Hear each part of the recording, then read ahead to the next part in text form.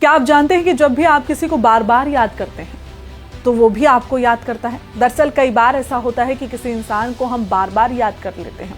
हम काम कुछ भी कर रहे हो लेकिन बार बार उसका ख्याल हमारे जहन में आता है। हमें क्यों बार बार उस इंसान की याद आती है हम सोचते हैं, जबकि हम उसे याद नहीं करना चाहते। हम अपने काम को बहुत ज़्यादा करने लगते हैं, हम अपने काम में अपने आप को बहुत ज़्यादा बिजी रखते हैं, फिर भी वो इंसान हमें बार बार याद आता है।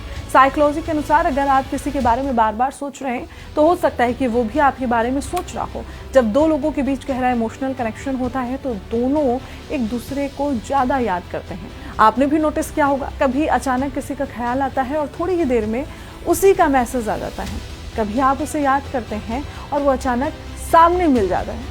इसे सिर्फ इत्तेफाक नहीं कहते, साइकोलॉजी में इसे इमोशनल कनेक्शन और मेंटल बॉन्डिंग माना गया है। जब कोई इंसान हमारे लिए खास होता है तो हमारे दिमाग की ऊर्जा, हमारी सोच उस तक पहुंचती है और कई बार उसी कनेक्शन की वजह से वो भी हमें याद करने लगता है। और इसीलिए कहा जाता है अगर कोई बार बार आपकी सोच में आ रहा है तो समझ लीजिए कि वो भी आपको उतना ही याद कर रहा है जितना कि आपको उसकी याद आ रही है।